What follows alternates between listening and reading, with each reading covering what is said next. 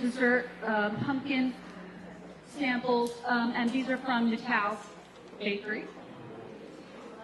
And they told me to let you know that today is the last day that they're taking orders for Thanksgiving. So if you want to order anything, you have to do it by probably 20 minutes ago.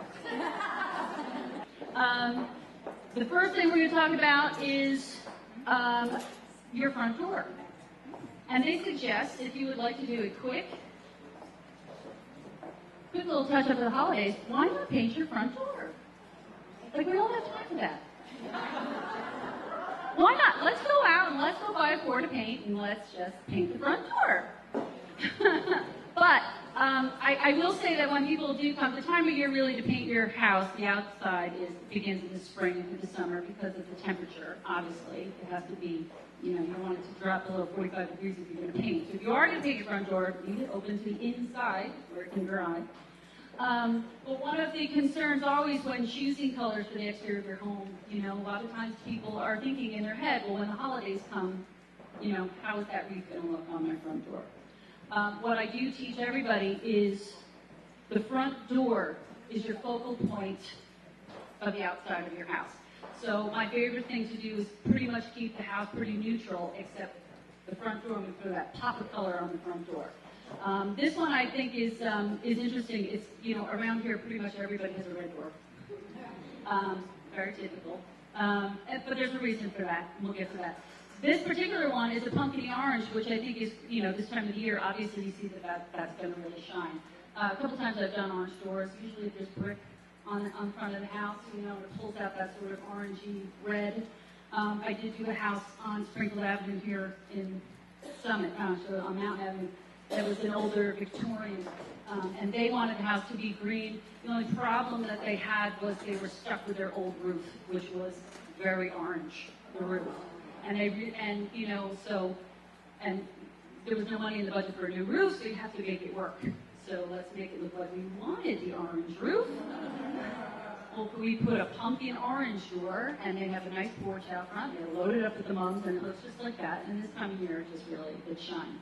And instead of doing the typical little burgundy accents, we did little pumpkin orange accents, and it really works. Okay? There you go. There's your typical summer house. All white with a red door, but this is the time of year that it really shines, obviously. To me, the front door is, inside your house, your focal point would be the fireplace, if you have one. To me, you want to lead people to your front door. So I always try to make that front door be the one thing that really stands out. Now this is me. This I absolutely love. We're going to talk about color as we go through. Color is very personal.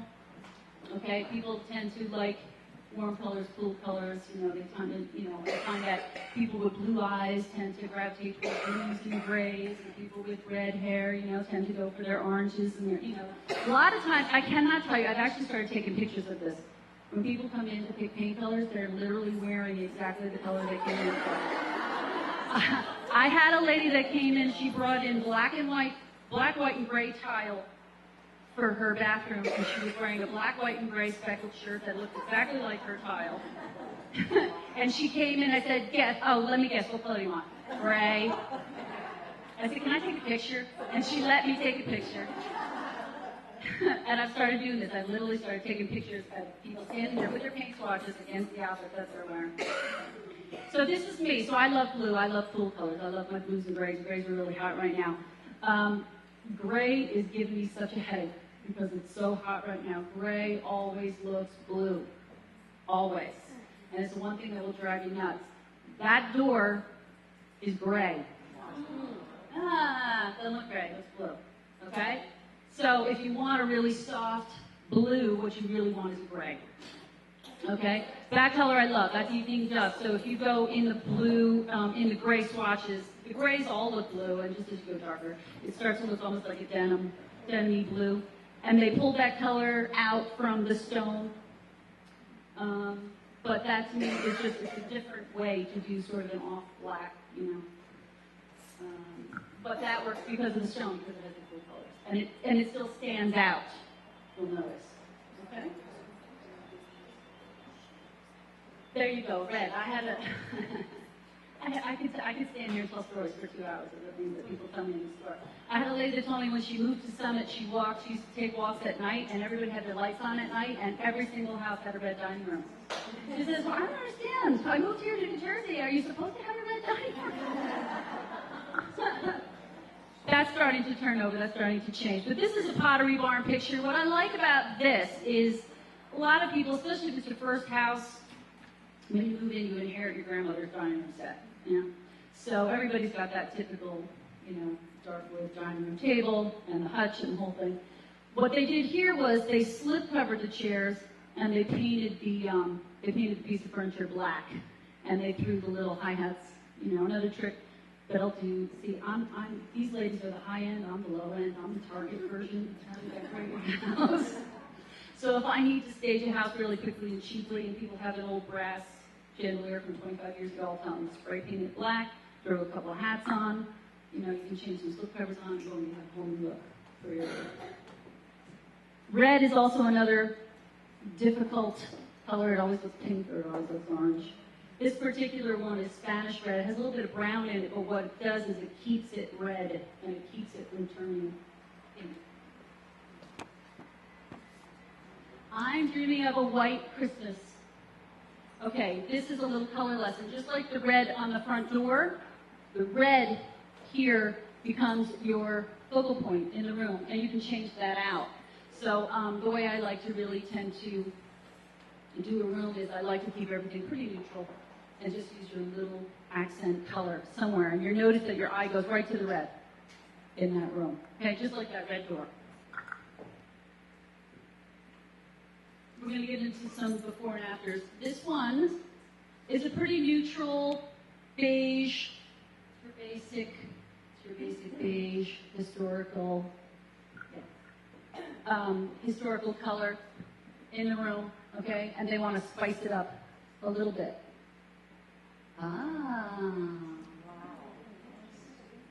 Little color on the ceiling. They also darkened up over the fireplace. The fireplace, they had left white, and they pulled the color around also onto the fireplace. It just gives a little more pop.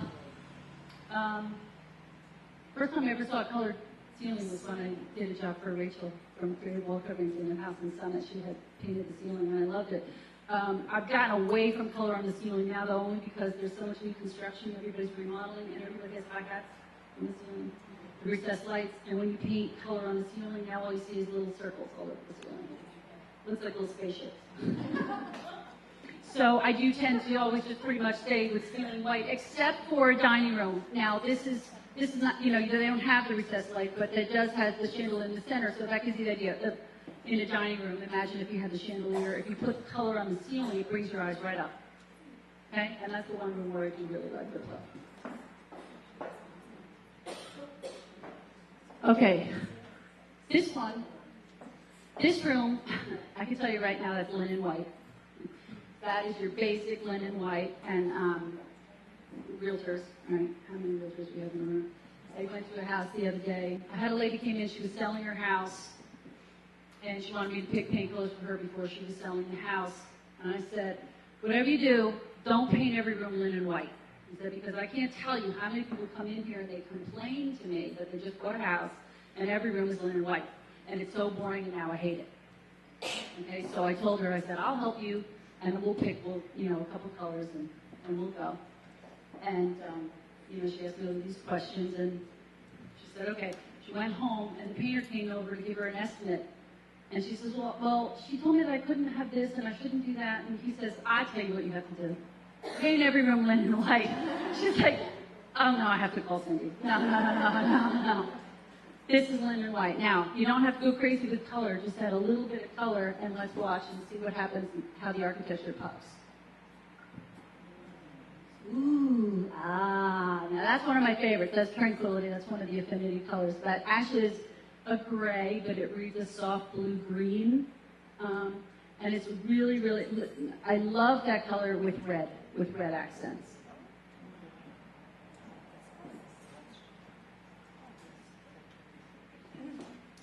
Okay, we're going to continue with before and afters. This is one of my dreaded colors, peach.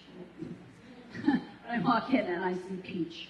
I will tell you, if you're thinking about selling your house anywhere, down the line in the near future, you want to market your house to the next young family that's going to come in. You want to gear your home toward a 30-year-old that's going to come in and have kids and raise kids in that house. Okay? What do they want? They want Pottery Barn. They do not want their mother's house. Okay? I will tell you, my daughters are here, okay, and they will attest.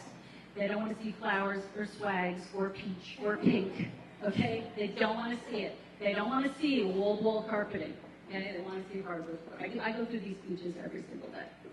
Okay? So what you need to do is you need to start thinking, you have to get in the mindset, this is not my house anymore. You have to create a home for the next person that's going to live there. So anything that you're emotionally attached to, like I hear, oh, but I spent so much money on those window treatments. I know, but that was 25 years ago. It's already run its course. Okay, you can put what you like in the new house. Okay, all that stuff has to go now. Okay, so anyway, so peach is one of them. No peach. No peach. Let's see the after. Now this picture, this is interesting because a lot of people with open house layouts don't know how to change colors room to room. Okay, that this is a typical new construction. And notice how they change colors when they go up the stairway. Okay, it's okay to change colors as long as your colors all flow. What I don't want to see when I walk in a house is I don't want to see a yellow room, a green room, a blue room, a red room that looks like a preschool. I don't want to see it. Okay? So if everything has a beige undertone or everything has a gray undertone, everything has sort of the same feel, then it's very easy on the eyes transitioning from room to room. And how do I do that? You call the paint diva.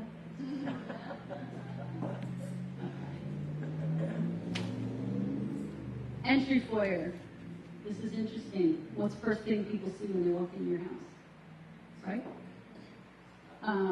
Sometimes you could do just that one little triangular piece of wall right under the stairway.